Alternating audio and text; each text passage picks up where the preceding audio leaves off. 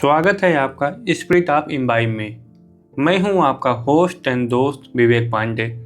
आपके सामने लेकर हाजिर हूं हिंदी का प्रसिद्ध कालजयी उपन्यास शेखर एक जीवनी। अब तक इस उपन्यास के 12 भाग आ चुके हैं। अगर आपने वो भाग नहीं सुने हैं तो प्लेलिस्ट में मौजूद है, आप सुन सकते हैं। अब हम आगे चलते हैं। एक दिन शेखर के माता पिता में झगड़ा हो गया। झगड़े उनके कई हुए थे, गर्जन तर्जन, कुछ वर्षा, कभी कुछ दिन अनबोला, माँ की ओर से अनाहार। यह कोई बड़ी बात नहीं थी। शेखर को इसकी विशेष चिंता नहीं होती थी, सिवाय इसके कि ऐसे दिनों में वह दोनों से बच कर रहने की, जहाँ तक हो सके उनके सामने ना आने की चेष्टा में रहता था। पर उस दिन उनकी बातों की भनक कान में पड़ते ही शेखर ने जान लिया कि यह झगड़ा कुछ और प्रकार का है। वह जो कुछ थोड़ा बहुत वहीं से सुन सकता था, सुनने की चेष्टा करने लगा। पास आने की उसे हिम्मत नहीं हुई। वह अधिक नहीं सुन पाया। केवल कभी जब उनके स्वर बहुत ऊंचे हो जाते तभी वह कुछ सुन लेता। माँ ने कहा, तब मुझे मार डालो। पिता ने कहा, कुछ शर्म करो कोई। आगे कुछ कहा जरूर, पर शेखर सुन नहीं पाया। वह दबे पांव उठकर किवाड़ के पीछे आया और उसकी आड़ में से झाँक कर धक से होकर एकदम लौट गया। छोटी गोल मेज के एक ओर पिता खड़े थे, उनके सामने दूसरी ओर माँ थी। उनका आंचल सिर पर नहीं था और छाती खोलकर वे कह रही थी, तो मुझे मार डालो। पिता एकदम दफ्तर चले गए। शेखर ने कमरे में से एक विचित्र सा स्वर सुना। शायद माँ छाती पीट रही थी। 2-4 बार पीट कर वे कहीं दूसरे कमरे में चली गई। शेखर खिड़की के आगे बैठा था। वहीं से बाहर देखता हुआ इस घटना को मन ही मन फेरने लगा। उसे याद आया, कुछ दिनों से माता पिता में जाने क्यों खिंचाव सा है। वैसे उसने उसे महत्व तो नहीं दिया, लेकिन आज उसे जान पड़ने लगा कि इस विस्फोट का मूल कई दिनों से फैलता चला आ रहा है। खिड़की के सामने से होकर माँ निकली। शेखर ने देखा उनकी चाल में एक दृढ़ता है जो सदा नहीं होती, और वे सीधी तेजी से चली जा रही हैं। और फिर वह सोचने में लग गया। शाम को पिता दफ्तर से लौटे। उन्हें द्वार पर मिलने कोई नहीं आया। भीतर गए। नौकर ने चाय तैयार कर रख दी थी, पर वहाँ कोई नहीं बैठा। सोने के कमरे में गए, वहाँ कोई नहीं था। रसोई के आंगन में गए, वहाँ भी कोई नहीं था। बाहर झांका, नौकर चुपचाप खड़ा है। शेखर ने स्वयं न प्रकट होते हुए भी यह सब देख लिया था। पिता ने आकर पूछा, तुम्हारी माता कहाँ हैं? पता नहीं। रवि दत्त चंद्र यहाँ आओ। जी। तुम्हारी माता कहाँ हैं? पता नहीं, अंदर होंगी। अंदर तुम्हारा सिर। पिता धधक उठे। उन्होंने पूरे हाथ से एक तमाचा चंद्र के लगाया, एक रवि के, जिससे दोनों भरना आ गए। फिर शेखर के पास आकर उसे छाती से जोर से धक्का दिया कि वह दूर कुर्सी से टकरा कर गिरा। तुम यहाँ सब किस लिए मरे हो, जब माँ का पता नहीं रख सकते? विवश क्रोध की चरम सीमा पर एक आदर मांगने वाली चीज है। शेखर ने उठकर बिना प्रतिहिंसा के पिता की ओर देखते हुए कहा, आप दफ्तर गए थे तब घूमने गई थी? पिता ने कान के पास घूंसा लगाते हुए कहा, पहले क्यों नहीं कहा था? फिर एकाएक उनका स्वर टूट गया। बोले, वह गई, चली गई। ये शब्द मानो उन्हें और भी जड़ित करने लगे। उन्होंने कहा, गई जरा सी बात पर यूं ही लड़कर चली गई। ऐसा जान पड़ने लगा मानो वे हिलना चाहते हैं पर हिल नहीं सकते। तीर से आहत उठने से विवश हिरन की तरह वे शेखर की ओर देखने लगे और बोले, शेखर, तुम्हारी माँ चली गई। तब एकदम से उनका जड़ित क्रोध सजीव क्रिया में परिणत हो गया। गिरकर नीचे ही बैठे हुए शेखर को बालों से पकड़कर उठाते और बाहर की ओर धकेलते हुए उन्होंने कहा, मरते क्यों नहीं तुम? जाओ उसे ढूंढो। किवाड़ को लात मारकर खोलते हुए कहा, किधर गई थी वह? और बाहर दौड़ पड़े। शेखर एक ओर गया, वे दूसरी ओर। नौकर भी कुछ समझकर एक ओर को चल पड़ा। घर से 2 मील पर एक जंगल था। उसी के पास एक खुली जंगल में माँ इधर उधर घूम रही थी। शेखर ने दूर से उन्हें देखा और साथ ही देखा कि और दूर किसी ओर से पिता चले आ रहे हैं। वहीं से वह उल्टे पांव लौट पड़ा। उसे लगा कि वह मर भी जाए तो उससे आगे का दृश्य वह नहीं देख सकेगा। अंधेरा होते होते दोनों लौट आए। पिता ने बाहर से ही नौकर को आवाज़ दी, हम खाना नहीं खाएंगे, माँ जी की तबीयत ठीक नहीं है। सोने के कमरे में चले गए। द्वार बंद कर लिया। सबेरे शेखर ने देखा कुछ नहीं है। झगड़े के कोई चिन्ह नहीं। वह पहले के बादल भी मिट गए हैं। शिखर के जीवन में पहली बार पिता ने चाय का आधा प्याला पीकर माँ से कहा, आज बहुत अच्छी चाय बनी है, ले यह प्याला तू पी। शिखर ने और कुछ भी देखा। घर में एक जो युवती नौकरानी है जो कमला को खिलाती है और सदा हंसती रहती है और बड़ी सहमी हुई सी दूर दूर हो रही है। यद्यपि उसे किसी ने कुछ नहीं कहा। शिखर घर के बाहर खड़ा है। दोपहर का समय था। तार वाले ने एक तार ला कर दिया। शेखर ने पिता की ओर से दस्तखत किए और तार लेकर भागा हुआ भीतर गया। पिता सोने के कमरे में थे। द्वार बंद था। शेखर ने जल्दी से द्वार खोला और कहा, पिताजी। माता पिता अलग हो गए। पिता ने एक बार घूर कर उसकी ओर देखा, फिर सहज स्वर में कहा, क्या है? लेकिन माँ लज्जा से सकपकाई हुई सिर झुकाए और मुंह फेर खड़ी हैं। पिता ने कहा, क्या है? शेखर ने लपक कर तार पिता को दे दिया। उन्होंने पढ़कर कहा, सुनो, सरस्वती की लड़की हुई है। माँ ने विस्मय से कहा, अं अभी? पिता ने कहा, शेखर तुम जाओ। शेखर धड़कते हुए हृदय से बाहर चला आया, पीछे द्वार बंद करता हुआ, ताकि उसकी आड़ में खड़ा होकर सुन सके। माँ ने कहा, अभी तो 8 महीने ही हुए हैं। पिता ने विस्मय दिखाते हुए कहा, हाँ देखो। शेखर को लगा वह द्वार की ओर ही आ रहे हैं। वह भाग गया। सरस्वती की लड़की हुई है, सरस्वती के, और शादी के बाद रमा अपने पति के घर चली गई है। शेखर सोचने लगा, तब सरस्वती के शरीर में भी लड़की छिपी हुई थी और उस दिन सरस्वती ने कहा था, मुझे नहीं पता। आज होती तो शेखर पूछता, आज तो उसे पता ही है। अगर उस दिन नहीं भी था, पर क्या वह बताती? और इसी उलझन में शेखर को याद आया उस समय जब उसने द्वार खोला, तब क्या था जिससे वे सहमे? क्यों माँ लज्जित हुई? था कुछ नहीं। उसने देखा था पिता की बाहें माँ को घेरे हुए थी और पिता कुछ कह रहे थे। बस शेखर जानता है, कभी स्वयं उनकी बाहें मानो किसी को घेर लेने को, दबा डालने को फलक उठती हैं और उनकी कल्पना में उसे सुख होता है, अभिमान होता है, अपने प्रति आदर होता है। तब वह डर, वह लज्जा क्यों क्यों क्यों? बाहें बाहें बाहें, सामर्थ्य है, सामर्थ्य है, सामर्थ्य है। क्या था जो छिपा रहा, जो शेखर ने नहीं देखा और जो लज्जास्पद है? अभी ये प्रश्न गूंज ही रहे थे कि सरस्वती का दोबारा पत्र आया। लड़की मर गई है। माँ ने पढ़कर पिता से कहा, उसने लिखा है लड़की 88 थी। फिर सब कुछ ऐसे भाव से कि यही होना था। उन्होंने कहा, हाँ यही होना था। 4 दिन और 6 घंटे होकर लड़की मर गई और माँ कहती है, सरस्वती ने लिखा है लड़की 88 है। यह और नया रहस्य क्या है?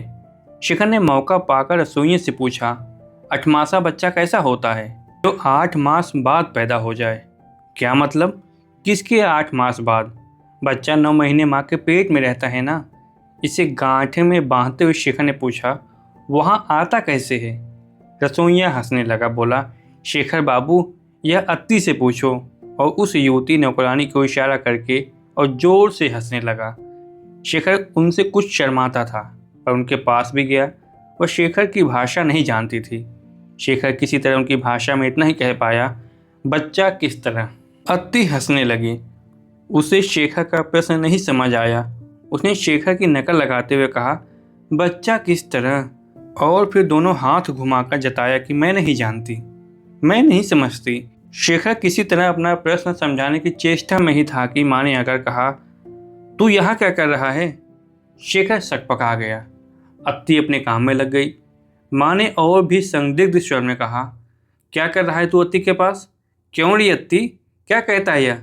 अत्ती ने सिर झुकाते हुए कहा, मुझे नहीं पता। शेखर चला गया।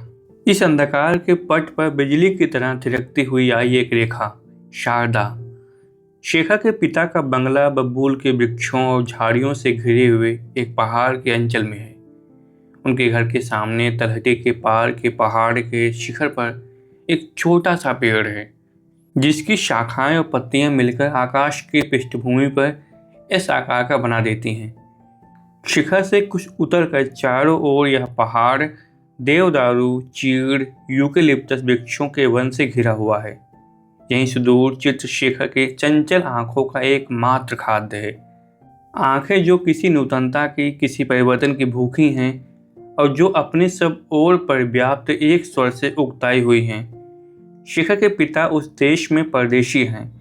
इनकी उत्तर भारत की प्रांतीयता यहाँ दक्षिण प्रांतीयता और सांप्रदायिकता में खो गई है। वे आदरणीय होकर भी बहिष्कृत हैं और इससे उत्पन्न अकेलेपन के अलावा शेखर अकेलेपन की उस भयंकर अवस्था में भी है जिसमें संसार का सारा न्याय, सारा धैर्य और भय, साहस और कायरता, उद्दंडता, विश्वास और संदेह, स्नेह, क्रोध, प्रेम और विद्वेष एक साथ ही भरा हुआ है। अनेक भूखों भूखा शेखर, स्वयं अपनी भूख को न पहचानने वाला शेखर अपने किसी प्रश्न का उत्तर न पाकर, सब ओ अपेक्षा निराशा की दीवार खड़ी पाकर अपने कमरे की खिड़की के आगे बैठ जाता था और आकाश के बिखरे उस यश आकार के चिन्ह को देखता हुआ सोचा करता था, यह क्या मेरा ही नाम विधाता ने इस विराट शून्यता में लिख डाला है? क्या डेमाक्लीज की तलवार की तरह यह शाप सदा ही मेरे ऊपर मंडराता रहेगा? तभी एक दिन माँ को एकाएक याद आया कि संसार में उसके अलावा भी कोई बसता है और उन्होंने मिलने की ठानी। शेखर के पड़ोस में उस बिखरे हुए पहाड़ी इलाके में 5-5 मील का पड़ोस होता था। एक मद्रासी परिवार रहता था। उसके वयस्क प्राणियों को शेखर देख चुका था। वे एक आध बार मिल आए थे। विदेश में शिक्षा पाकर उन्होंने सीखा था कि संसार यदि पृथ्वी पर फैला हुआ नहीं है तो कम से कम अपने घर की परिधि से अधिक ही विस्तृत है, और उन्हीं की इस भेंट को लौटाने के लिए माँ उनसे मिलने जा रही थी। शेखर को साथ जाने की आज्ञा मिली थी क्योंकि जिनके यहाँ जाना था वे हिंदी नहीं जानते थे और शेखर की माँ न उनकी भाषा जानती थी न अंग्रेजी। नूतनता का भूखा शेखर खुशी खुशी माँ के साथ चल पड़ा। वे वहाँ पहुँच चुके हैं। यूकेलिप्टस के वृक्षों का छोटा सा कुंज पार करके वे उनके बंगले में घुस आए हैं और प्रारंभिक परिचय इत्यादि हो चुका है।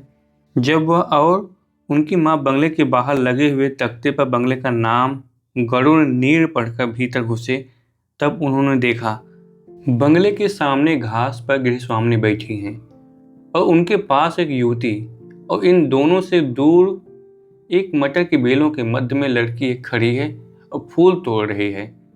पैरों की आहट सुनकर उसने चौंक कर नवागंतुकों की ओर देखा, फिर जल्दी से अपने खुले बालों में अटके हुए फूलों को छिपाती हुई अंदर भाग गई। तब दोनों बैठी हुई स्त्रियां उठी और स्वागत की ओर बढ़ आईं। किसी तरह परिचय हो ही गया, क्योंकि परिचय प्राप्त करने के लिए अधिक बोलने की आवश्यकता नहीं है, वह तो मुस्कुरा भर देने से ही हो जाता है। तब लोग भीतर चले गए। एक सजे हुए कमरे में बैठे हैं। माँ कुर्सी पर बैठी है, पुत्र उनके पास खड़ा है। यद्यप उसे कुर्सी दिखाकर बैठने का इशारा किया जा चुका है। गृहस्वामिनी अंगीठी के पास लकड़ी की चौखट पर बैठी हैं और युवती उनकी फर्श पर, और सब चुपचाप। गृहस्वामिनी प्रतीक्षा में, पुत्र इसीलिए कि उनका कोई कर्तव्य नहीं है, माँ इसलिए कि उनकी अंग्रेजी नहीं जानती, पुत्र पर ही आशा लगाए बैठी हैं, और पुत्र इसलिए कि इस नए संसार की अत्यधिक नूतनता में उसे कुछ भी कहने को नहीं मिलता है। वह कभी अपने पैरों की ओर देखता है, वे उसे अत्यंत भद्दे जान पड़ते हैं। तब वह दाहिने पैर को बाएं पैर के और बाएं को दाहिने के छिपाने का प्रयत्न करता है, और फिर यह सोच कर कि सब लोग मेरे उज्जड़पन पर हंस रहे होंगे अपने को कोसता है। कभी अपने हाथों की ओर देखता है तो वे उसे बहुत बड़े बड़े बेहुदा और निकम्मे जान पड़ते हैं। वह एक हाथ से दूसरे को पकड़कर सोचता है कि इन्हें कहीं छिपा दूं या काट डालूं। कभी उनका ध्यान अपने कपड़ों की ओर जाता है तो संसार में कभी किसी ने ऐसे भद्दे कपड़े नहीं पहने होंगे। अपने खड़े होने के ढंग की ओर ध्यान जाता है तो ऐसा खड़ा है जैसे किसी सर्कस का जिराफ, और ये सोचकर वह धम्म से बैठ जाता है। गृहस्वामिनी उनकी ओर देखती हैं तो सोचता है यह सोच रही हैं कि इस जंगली को बैठना भी नहीं आता, अभागा बेचारा और अभागी वह संधि, ऐसे तो काम नहीं चलेगा। कुछ बात चलती न देख कर गृहस्वामिनी ही एक चेष्टा करती हैं। तुम कौन से क्लास में पढ़ते हो? जिस घोर मनशक्ति को लगाकर उसने उत्तर दिया, मैं घर पर ही पढ़ता हूँ। उसकी कोई कल्पना नहीं करेगा। कोई परीक्षा दोगे? उत्तर में एक शब्द वह सोच रहा है कि वह शब्द भी बहुत है, मैट्रिक। तब उसकी माँ पूछती हैं वे क्या कह रही हैं, और बताने लगता है उसे क्षण भर जीवन मिल जाता है। एक दूसरा स्वर कहता है, बिना स्कूल के परीक्षा दी जा सकती है? यह प्रश्न उस युवती ने पूछा। हाँ, एक तीसरा स्वर कहता है, अरे यह कैसे? वह चौंक कर देखता है। कमरे में उस लड़की ने प्रवेश किया है जो बाहर फूल तोड़कर भाग गई थी। वह एक बार बड़ी बड़ी खुली आंखों से जल्दी जल्दी उसे देख जाता है, कभी आंखें न मिल जाएं, और फिर अपने पैरों की ओर देखने लगता है। भद्दे पैर, अपने हाथों की ओर, निकम्मे हाथ। उसके प्रश्न का उत्तर नहीं दिया गया है। उसकी माँ कहती हैं, यह मेरी लड़की है शारदा। पर किसी से कुछ कहने से पहले ही वह अपना प्रश्न दोहराती हैं, बिना स्कूल जाए परीक्षा कैसे दी जा सकती है? थोड़ी देर मौन के बाद उसे ध्यान आता है, इस प्रश्न का उत्तर अभी भी नहीं दिया गया है। यह अशिष्टता है। इस बात को सोचकर वह और भी घबरा जाता है और उत्तर देने में सर्वथा असमर्थ हो जाता है। तब वह कहती है, क्या सोच रहे हो? उत्तर क्यों नहीं देते? शिखर सोचता है, कैसी बेहया है, मैं उत्तर नहीं दे रहा हूँ तब भी इतने सवाल पूछती जा रही है। यही सोचते हुए वह देखता है कि लड़की के वेस्टर्न में भी लज्जा नहीं है। उसकी अभी तक कुछ गीले बाल जो बाहर खुले हुए थे अब एक रेशमी रिबन में बंधे हैं। शरीर पर एक सफ़ेद कुर्ती पहने हैं और एक एड़ियों से ऊंचा सफ़ेद लहंगा या पेटीकोट या बिल्कुल निर्लज्ज कौतूहल से उसकी ओर देख रही है, ऐसी दृष्टि से जो उसे अधिकाधिक व्यस्त करती जाती है और क्रोध भी दिलाती जाती है। और इस अवकाश में सब चुप हैं। माँ शेखर से पूछती है, ये क्या कह रहे हैं? तो वह अपनी चुप्पी छिपाने के लिए टालते हुए धीरे से कहा, कुछ नहीं। माँ भी तो माँ है, वह समझती हैं। बेटे से पूछती हैं, शर्मीले को अंग्रेजी में क्या कहते हैं? शाय। और कहते ही वह समझ जाता है और अपने को कोसने लगता है और उसकी माँ मुस्कुराकर उसकी ओर उंगली उठाकर कहती हैं, यह शाय है। वे सब समझती हैं और हंस जाती हैं, पर अभी उसके आसपास का प्याला नहीं भरा है। अभी उसके धूल में पड़े हुए शरीर को रौंदा भी जाएगा। शारदा हंसकर उसकी ओर देखते हुए कहती हैं, अरे इतना बड़ा होकर भी शर्मीला है। माँ धत्री, तू फट क्यों नहीं जाती? वह अपना अपमान नहीं सह सकता, उसे तू कैसे सह सकती है? और यह बेहया लड़की का तो पता नहीं क्या कह डालेगी। उसकी जान में जान आई। शारदा की माँ उसे डांटती हैं, अवश्य चाहिए, नूतनता है नूतनता है। बड़ी ऐसी बेहयाई। शारदा कुछ अप्रतिभ होकर सी खड़ी हुई और चली गई। तब किसी न किसी तरह सभ्यता द्वारा निर्दिष्ट इस भेंट को पूरा करने के लिए बातचीत चलने लगी, पर उसका समापन अभी दूर था। शारदा फिर आई, अब की बार अपने बाएं कंधे पर बहंगी की तरह बीड़ा रखे हुए, आकर उसके पैरों से कुछ ही दूर हटकर फर्श पर बैठ गई। माँ ने बेटे से कहा, पूछो कोई बीड़ा बजाता है? बड़ी अच्छी लगती है। बेटा शारदा की माँ की ओर उन्मुख होकर कहता है, पूछती है कोई बीड़ा बजाता है? बड़ी अच्छी लगती है। हाँ शारदा बजाती है। बस चुप। उसके बाद वार्तालाप की स्वाभाविक गति क्या प्रेरणा करती है। वह नहीं सोचता। शारदा से प्रार्थना करने का, कुछ भी कहने का काम उससे नहीं होगा। शारदा हंसती है, बीड़ा की तारें कांपने लगती है। उसका आत्मसम्मान कहता है, वह अपनी मुखरता पर लज्जित है। उसकी बुद्धि कहती है, अपनी माँ को प्रसन्न करने की चेष्टा कर रही है। ये वया संधि के दिन थे, जभी तो, नहीं तो शायद वह समझता कि ये दोनों ही कारण नहीं है। कारण है स्त्री प्रकृति का एक निगूढ़ तत्व, उसकी अत्यंत सुलभ एक बाहरी वैपरीत्य, जिससे उसका सौंदर्य और सामंजस्य छिपी हुई है। क्या कुछ छिपा हुआ है जो फूट निकला है वारी के झंकृत तारों में से, सिनेमा की तरह क्रमशः केंद्रित हुई स्पॉटलाइट की भांति। उसके हृदय की भावनाएं संसार के विस्तार से सिमटकर एक छोटे से बिंब पर केंद्रित हो जाती हैं और फिर धीरे धीरे उस पर से हट जाती हैं, अंधकार में कहीं खो जाती हैं। वह जाती हैं। वह बिंब है शारदा के अधभीगे रिबन से बंधे हुए केशों का एक गुच्छा, जो उसके कंधे से फिसलकर उसे कान के नीचे छिपने का प्रयत्न कर रहा है। उसे देखते ही वह अनुभव करता है, संगीत की जिस लहर में वह बहा जा रहा है, वह एक कोमल सफ़ेद धुएं की भांति पहाड़ से टकराकर भागते हुए नए बादल की भांति है। और उसमें शारदा के शरीर से उड़ती हुई एक सुरभित भाप मिल रही है और केशों का गीला गीला सौंधा सौंधा सौरभ। उसे जान पड़ता है उस एक घनपुंज ने उन दोनों को घेर लिया है। उसे जान पड़ता है शारदा के केशों का सौरभ उसके सारे शरीर को एक स्नेह भरे स्पर्श से छूता जा रहा है, किंतु जहाँ वह छूता है शरीर झुलस जाता है और वह इन असुगंधित केशों के स्वाभाविक सौरभ को पी रहा है, उसको जिसमें नीम के बौर सी दबी हुई सी सुगंध आ रही है और उससे उसकी अंतरात्मा जल उठती है और ऐसे जलता हुआ भी वह एक अकथ आनंद से भरा हुआ उसी बादल के साथ आकाश में बहा जा रहा है। शारदा के पार्श्व में संसार पार हो चुका है।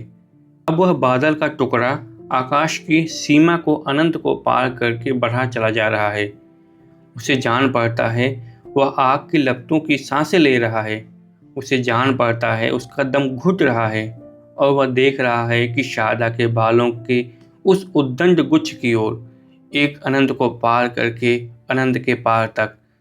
पर लंबी से लंबी यात्रा भी समाप्त होती है। वह रुक गया, कहाँ पहुंच गया है। वीणा भी चुप हो गई है। शारदा तनिक घूमकर उसकी ओर देखती है, एक चिढ़ाने वाली हंसी से जो उसे देखते ही लुप्त हो जाती है। उनकी आंखें मिलती हैं। वह जो अब इसी डर से किसी और अधिक देर तक नहीं देखता है कि वह जान न जाए कि कोई मेरी ओर देख रहा है, आज इतने लोगों के सामने इस लड़की की ओर देख रहा है। आंख झपकाता भी नहीं, झुकाने की बात ही क्या। पर अनंत के पास झुला देने वाली क्षण लंबे नहीं होते। दोनों एक साथ ही आंखें झुका लेते हैं। ठीक उसी समय माँ कहती है, कहो, बहुत अच्छा बजाती है। यह तो वह मरकर भी नहीं कह सकता। शारदा से नहीं, किसी भी व्यक्ति से नहीं। एक बार दबे क्रोध से उसकी ओर देखती हैं, पर कुछ कहने का समय तो है ही नहीं, इसलिए फिर कहती हैं, पूछो कौन सिखाता है। वह पूछ लेता है गृहिणी से, मैं ही सिखाती हूँ। माँ के कहे अनुसार तो आप भी जानती हैं, थोड़ा थोड़ा आदेशानुसार आपसे भी फिर किसी दिन सुनेंगे। और मन ही मन, आज तो नहीं, आज के लिए बहुत सुन लिया और नहीं सुन सकता। अब की बार बिना आदेश संगीत सीखने की मेरी भी बहुत इच्छा है, पर अवसर नहीं हाथ आता, कोई सिखाने वाला नहीं मिलता। यह बिना आदेश के, क्योंकि शारदा उठकर फिर भीतर चली गई है। अब भेंट समाप्त करने की तैयारी है। माँ उठ खड़ी हुई है। वह चाहता है कि शारदा के लौट आने तक रुका जाए।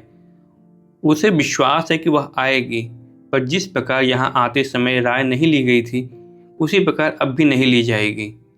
जब तक वह बंगले के फाटक तक पहुँचे, उसे जान पड़ता है कि किसी की शरारत भरी आंखें उसकी ओर देख रही हैं। उसकी पीठ पर ऐसी गुदगुदी सी हो रही है। वह लौट कर देखता है, उसका भ्रम था और एक आवाज़ उसके कान में गूंजती है, such a big silly boy like you. और वह अपने घूमने की सफाई देने के लिए माँ से कहता है, माँ, इस बंगले का नाम क्या है, इसका अर्थ क्या है। गरुण का घोंसला, कैसा विचित्र नाम है। हाँ तो नास्तिक जब विश्वास करने पर आता है तो बड़े बड़े पंडित उसके आगे टिक नहीं पाते।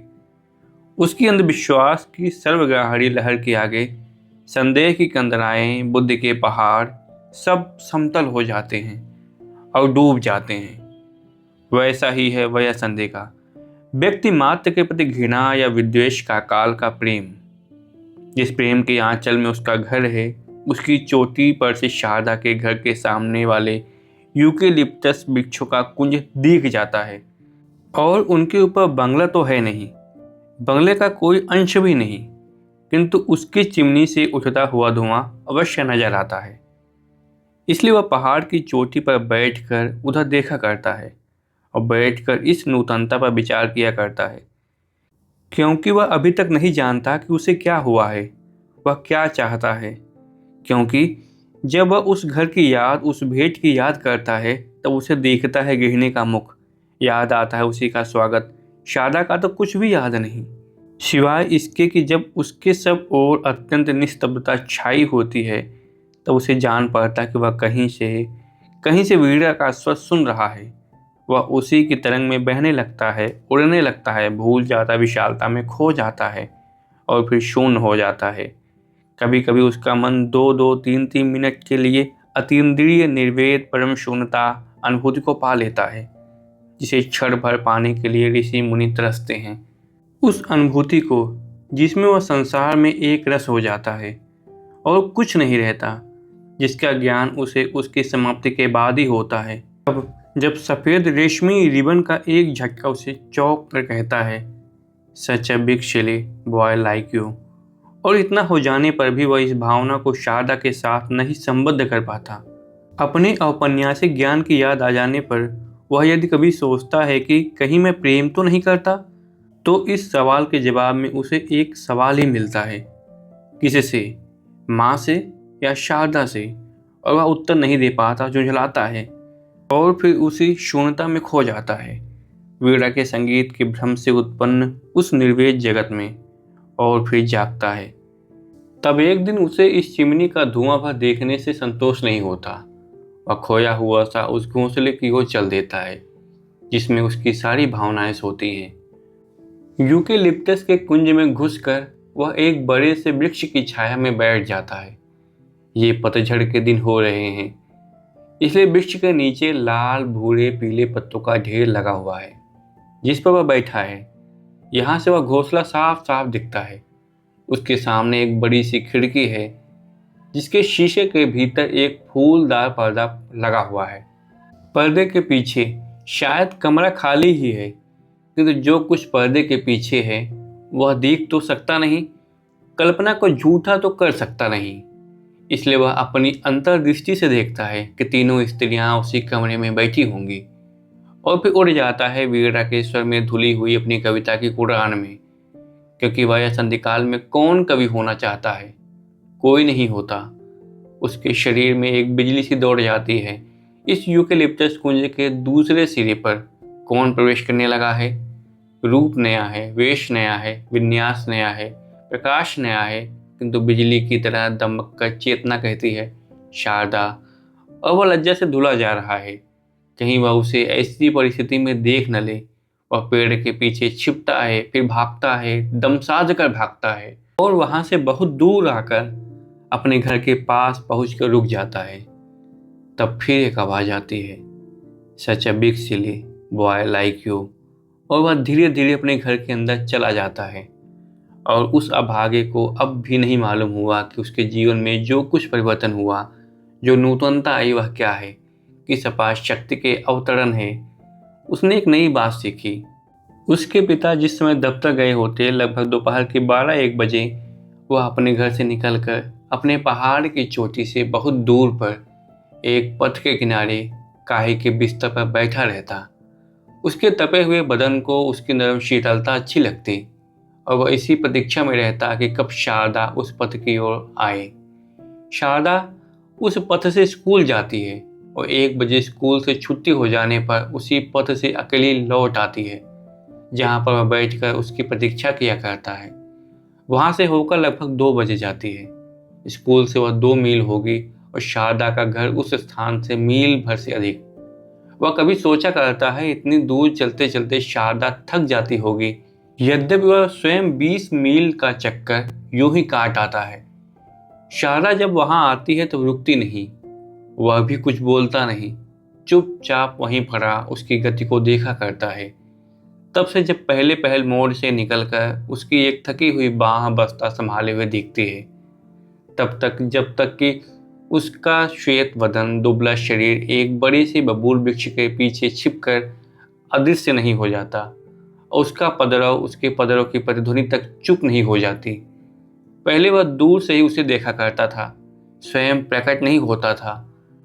पर एक दिन जब वह प्रतीक्षा करते करते रास्ते के किनारे पर एक जागती हुई तंद्रा में लीन हो गया था, तब शारदा ने उसे देखा और दबे पांव आकर किताबों का बस्ता उसके पीठ पर रख दिया था, और वह चौंक कर जागा था, झेप गया था, फिर एकाएक साहस से भर गया था। वह किताबें लेकर उसके साथ हो लिया था और वात्सल्य भाव से पूछ रहा था, तुम इतना बोझ लादे लादे थक नहीं जाती? इसी प्रकार चलते हुए वे शारदा के घर से बहुत कुछ दूर यूकेलिप्टस के झुर्म के पास तक गए थे और एक ही प्रेरणा से रुक गए थे। शारदा ने किताबें ले ली थी। फिर इस क्षणिक मौन को भंग करते हुए एक शरारत भरी हंसी हंसकर कहा था, the big Shili boy is kind, और भाग गई थी। और वो अपने हाथ को देखता रह गया था क्योंकि उसे भागती हुई शारदा का वस्त्र छू गया था। उस दिन के बाद वे नहीं बोले हैं।